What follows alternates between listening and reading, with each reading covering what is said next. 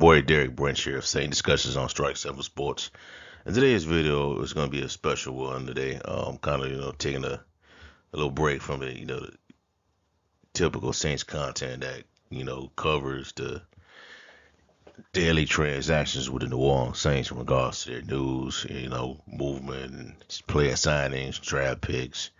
Just because it's, right now they're going into their dead period where they prepare for, training camp, which is going to be next month, end of next month. But today we're gonna focus on remembering the 2011 New Orleans Saints, who are, in my opinion, one of the greatest teams to ever play the game, to not win a Super Bowl, in my opinion. We'll talk a little bit more about that later in the presentation, but this team was special to me, man. This was a really good football team. Drew Brees at the time was at his apex, was at his peak. Sean Payton was at his peak. You know, it was just 2 years removed from the 2009 Super Bowl run, coming off of that embarrassing playoff loss to the Seattle Seahawks, where the Beast Quake happened, and that's kind of considered, to a lot of people, that's considered the greatest run by a running back in NFL playoff history, pulled off by Marshawn Lynch. But that core going into that season, that 2011 season, that 2009 core was still there. Matter of fact, the core from 2006 that first arrived there was still there, intact for the most part. Then you had the 2011 draft where I believe Cam Newton was selected first in that draft, but you started to see the next phase, the next wave of great Saints players under Sean Payton be taken in that draft, more preferably Cam Jordan and Mark Ingram. Mark Ingram was taken in the draft, I believe. The Saints got another pick in the draft to take Mark Ingram, and that signified the end of Reggie Bush as a New Orleans Saint. Now, to me, it just shows you how time flies in when just in general. Because I remember Reggie Bush, first arriving on the scene to the Saints in 2006, and there was just a lot of hype up around him, and people, including myself, thought he was going to be, I would say, the next transcendent superstar in the NFL. Just coming out of college and all he did, and he put up so many moments, so many memories while he was at USC. Came in that first year in '06, the year after Katrina, put up some more great memories, and you just had a nice career with the Saints, man. To me, it never really like materialized into something to where he becomes that superstar player that the Saints would keep. You know what I'm saying? But he was traded to the Miami Dolphins, and I think y'all know the rest is history after that. And then Mark Ingram pretty much took over from there, from that running back position spot, and they had Cam Jordan, who was a rookie at the time. And I'm not mistaken. I'm not sure that I don't believe Cam Jordan played that entire year in 2011, his rookie season. I got to go back and check, but that time, yeah, I think he was the flat top Cam Jordan, so he was rookie in the league. You still had Roma Harper, Malcolm Jenkins. You had the late Will Smith, Jonathan Vilma, the captain. Um, who else was on that team? Cedric Ellis, Jabari Greer. I believe Tracy Porter was still a part of the team. Darren Sharper. I'm not getting into the off the field stuff, but he was there. Um, so it was pretty much that same core of players that got this team to the Super Bowl in 2009 was still part of the team. And they made a few adjustments here and there. They signed, well, they didn't have Jeremy Shockey, but they drafted Jeremy Graham a year prior, and he became a part of the mix as that next solid tight end to take over for Jeremy Shockey. So it was a really good team, man. Really, one of Sean Payton's best teams, and drawing in his regime as a Saints head coach, in my opinion. So, all right. So next we got the team accolades and stats. That 13-3 record, third seed in the NFC playoff race, won a NFC South title. There was their second one in 3 seasons, I believe, because in 2010 the Atlanta Falcons won it. The Saints got it back in 2011. Record-breaking numbers throughout the league history. Put up a total of 547 points during the regular season, excuse me, which was the second highest in NFL history at the time. Drew Brees, like I said, was at his apex in 2011, man. He was just a straight sideboard, man. Just, going, just destroying everything in sight, man. Breaking records. It was just like, to me, man, it was like Patrick Mahomes is right now, man. Just, I'm not saying he's built in the form of Patrick Mahomes, but he was that type of passer, man. He was just cerebral in the pocket, man. Just intellect, know how to manipulate defenses, play action pass, pre-snap. He just had it all. It all just came together for him in 2011, man. I know 2009 put him on that next level of quarterbacks, but 2011, man, you really saw what Drew Brees and Sean Payton was about. He threw for 5,476 yards. I believe he threw for 46 touchdowns that year. Broke Dan Marino's record. I remember when he did it on a Monday night against the Atlanta Falcons. I watched the game. And everything, man, pretty much during those years, when there was a Monday night game in the Dome, you pretty much know the away team, the visiting team, was taking the L by at least 40 points. You didn't care who it was. It could be the league's best team, the team that, everybody hyped up. But when it came in the Dome on a Monday night or a Sunday night, a L was coming. It's just that simple. They was taking the L by at least 40 points. And that was the expectations of a lot of Saints fans, including myself.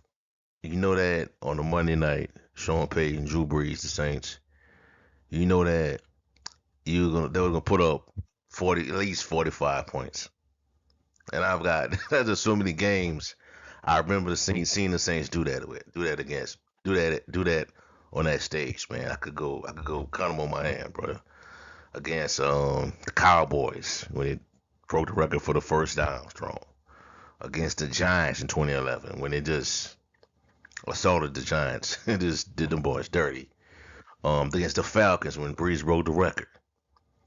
So that's just the mystique of that era, man. Offensive yardage that year was a record as well. They generated a total of 7,474 yards during the regular season, setting a new NFL record for total offensive yardage in a single season. Brees had a completion record as well, established as a completion percentage, completing 71.2% of his passes. Then he broke his own record that he set in 2009 when he was 70.6% back in 2009. But this how dangerous this team was, man.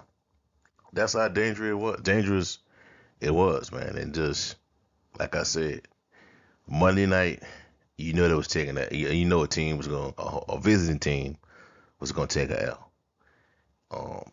Sunday in the prime time games, the late games, you know he's gonna get a good game, a good matchup. Cause I remember one game in particular that I remember during the 2011 season was against the Houston Texans that during when they had the Matt Schaub era, Arian Foster, Andre Johnson, I think Mario Williams, the player that was taken number one in the draft, same year as Reggie Bush. I remember that. that was a really good game. Breeze had to come back and help him out in that matchup. And also, man, Darren Sproles was another integral part of this team as well. Talk a little bit more about that in the next slide, but you just had some really good players on that team, man. You know, but that was a really that was a game that you know you kind of knew that the team was going to be special when it came from behind to beat the Houston Texans. Um, Also that year, I think they only had three losses that year. Though one was against the Rams. They lost against Tampa Bay, and that first game was that shootout against the Green Bay Packers, who was coming off that Super Bowl victory in 2010. All right, so the impact players are, Drew Brees threw for 5,000 yards that year. Marcus Coulson, he had over 1,143 receiving yards, 8 touchdowns. Just playmakers all over the field, man, for this team, bro. It's just amazing what happened that year, man. And you had Pierre Thomas, he had over 500 yards rushing that year, 425 receiving yards, a total of 6 touchdowns. So you had a close to 1,000 all-purpose yards as a running back. And Pierre Thomas, I believe, is one of the greatest screen game running backs in NFL history. You know what I'm saying? So those are the many accolades that were achieved that year, man. Marcus Coulson had 1,000 yards receiving, 1,100 yards receiving. Jimmy Graham had 1,300 yards receiving, 11 touchdowns. Um, that was a time where people were comparing, they were debating that if Jimmy Graham or Gronk was the best tight end in the NFL during that time because both tight ends were just really it was just lights out pretty good that year. Gronk and Jimmy Graham. Graham had over 1,300 yards receiving, 11 touchdowns. Darren Sproles, who took that role from he became the Reggie Bush of that offense. Had over 1,300 all-purpose yards, 9 touchdowns.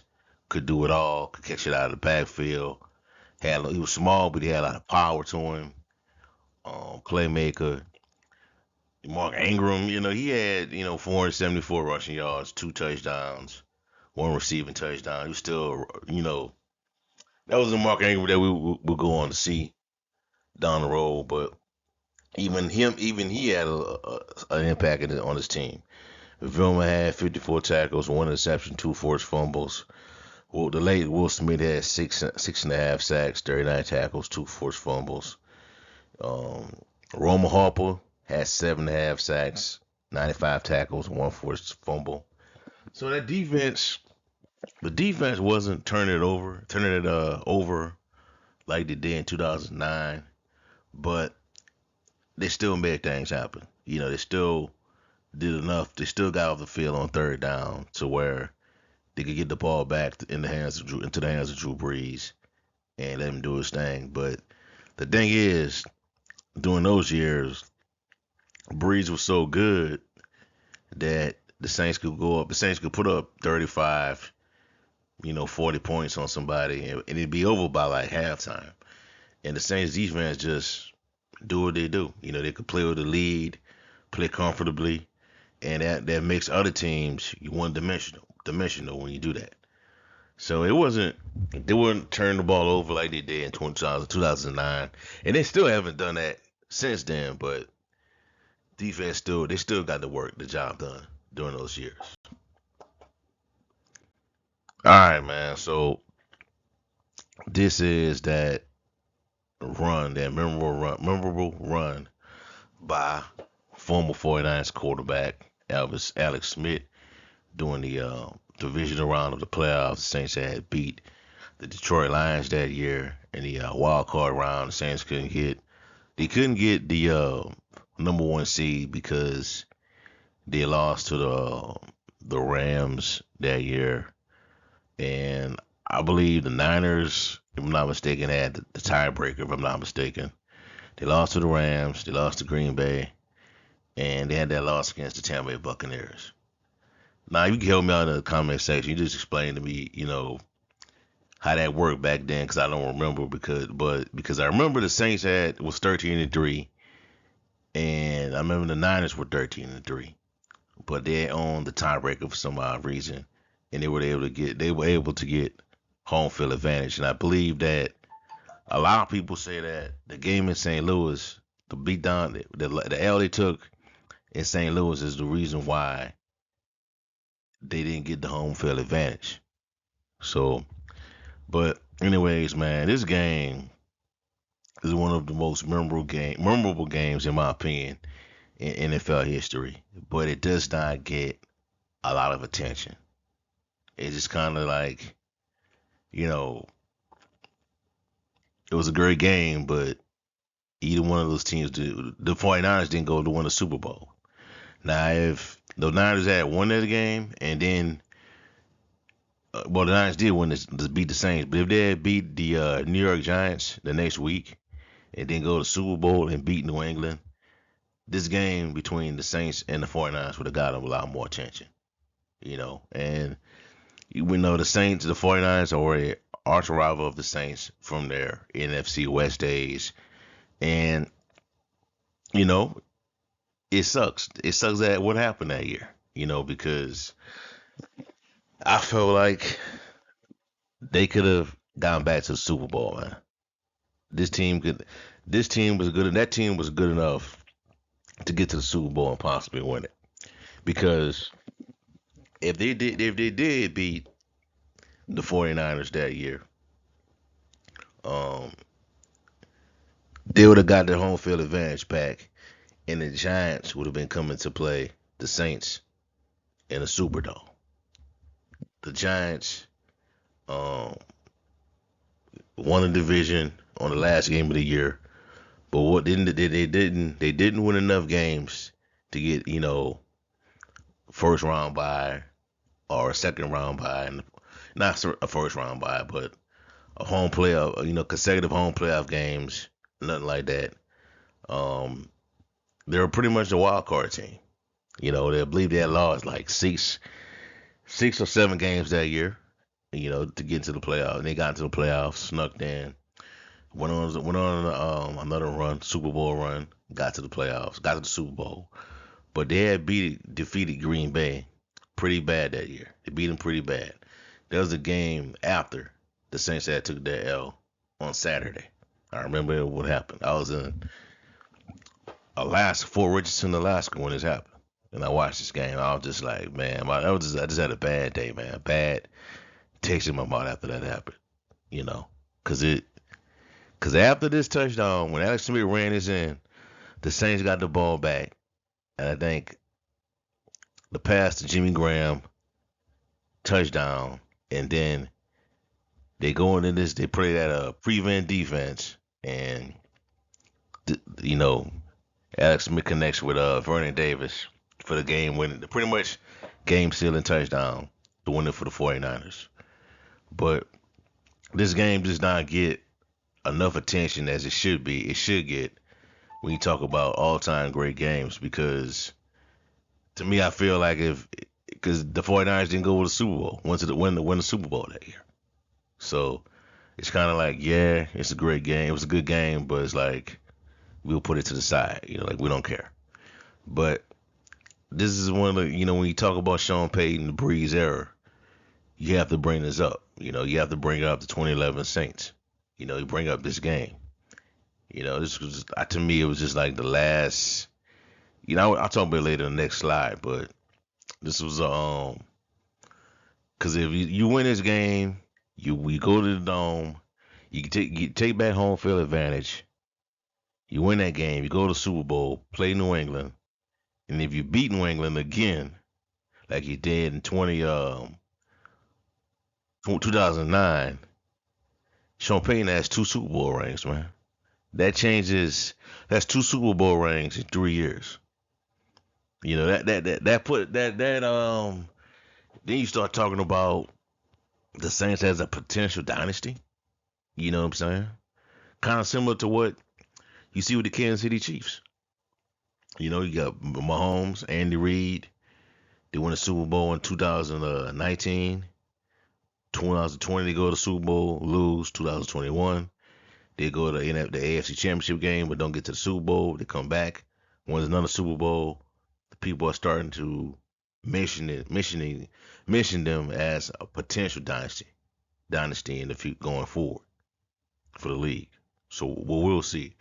But that's how much the legacies were altered. You know what I'm saying? By this. You know what I'm saying? Because 2 Super Bowls in 3 seasons, not a lot of teams can say that they've accomplished that. You know what I'm saying? If that just put Peyton on a whole nother level and Breeze. You know what I'm saying? That's why it's just you can't take things for granted. You know what I'm saying? Because you never know. You know when you're gonna get the opportunity again. Because after this, you know what happened. You know the Bonnie year started. The Bonnie stuff started. Players, Peyton got suspended. Loomis got suspended. Certain coaches got suspended, and the Saints didn't get back to this level for a long time. You know what I'm saying? 2013 was a playoff year, but they didn't really do anything that year. They won a road playoff game, but other than that, man, they got beat by Seattle, who was clearly the better team. But after that, it was 14, 15, 16, where it's just bad years. They put up a lot of points those years, those seasons, but no playoff appearance. So I just you never know. You can't take things for granted. You know what I'm saying? So it is what it is right now. But you know, imagine what another Super Bowl would have gotten Sean Payton and Breeze. How much it would have changed their trajectory, the outlook as one of the best head coach quarterback duels in NFL history. You know. All right. So where does 2011 Saints rank among all-time Saints teams? To me, this is just my opinion. This is the way I see it. So, of course, 2009 is the greatest Saints team ever because they won a Super Bowl. But to me, a lot of people will say, well, the 2018 team will be the next best team because they were so close and they got robbed because of the no call and all that. But I kind of disagree with that. I think 2011 is the second best team in Saints history. I think it's the 2011 team because, to be honest, if you put 2011 Saints against that LA Rams team in that 2019 NFC Championship game at the Dome, the no call wouldn't even happen. That wouldn't even be a problem for the Saints. That would be easy work. That game probably would have been over by halftime because that Rams team had Todd Gurley, who was clearly not himself as the season went on that year. He was battling injuries. They had Brandon Cooks. Cooper Kupp was out for the season. They had a really good offense to start off the year, but down the stretch they would start to struggle. The Saints beat them in that first matchup, struggled again in the second matchup because you didn't have the offense kind of shifted as well because the 2011 Saints offense was a distributor. Like a unconventional offense. It was a distributor. Drew Brees was a distributor of like a point guard with that offense. Was a quarterback because you throw the ball, he could go to anytime. He could go to Devery Henderson, Lance Moore, Robin Meacham, Marcus Colston, Pierre Thomas coming out of the backfield with a screen pass, Darren Sproles, Jimmy Graham, Marcus Colston. You had so many options to go to during those years, during 2011. You didn't have that in 2013, man. Not 2013, but 2018, in my opinion, man. You had Traquan Smith, Ted Ginn Jr. You didn't have the threat at, even though Benjamin Watson was solid. He wasn't the threat that Jimmy Graham was. He wasn't the matchup nightmare. You had the offense. You had Michael Thomas playing at his peak at the time, but he was facing a lot of double teams, and guys had issues getting open. You had, I believe, Keith Kirkwood played that year. Was a part of that team. So you just didn't have the 2018 team didn't have those type of weapons, man. You didn't have the burners on the outside. And then you had a Breeze that was, started to fall off, starting to decline as a passer, you know. So I think 2011 is the second best team in Saints history. And in regards to all-time great teams that did win a Super Bowl in the NFL overall, I think I will put them up there with the 2011, not 2011, but the 98 Vikings, the 2013 Broncos, so many other great teams that had explosive offenses that didn't win a Super Bowl. 01 Rams, the Patriots of '07.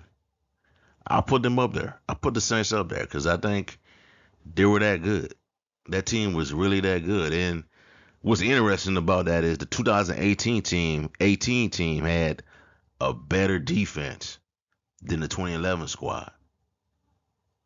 But the 2011 squad would have never prevented the big plays that occurred in that NFC Championship game. The Saints just didn't have the weapons, man. To me, they didn't have the weapons on the outside to really hurt the Rams that year in that NFC Championship game. Outside of Michael Thomas, you had a nice running back combo with Mark Ingram and Alvin Kamara, but other than that, man, the kind of was pretty much limited in that game, and the Rams knew it. But I think the Saints are, the 2011 Saints are the second best team in team history, and Sean Payton's the second best team that Sean Payton has had during his tenure in New Orleans. So that's just how I see it. All right, that's all I have for y'all for right now, man. Just to give me a like, comment, subscribe to the channel. Let me know how you feel. Do you think where do you rank the 2011 New Orleans Saints among all-time great Saints teams? And what was your overall output on that season, if you remember? If you recall how things went down that year, just let me know in the comment section below. And I just, we'll just talk about it. But I just think it was a really good football team, man. That's just one of the best Saints teams I've seen in my lifetime. To not win a Super Bowl. So hopefully, man, we'll get a good team this year, a good team, and get back to the playoffs with Derek Carr. But we'll see. All right, have a blessed day. Peace. I'm out.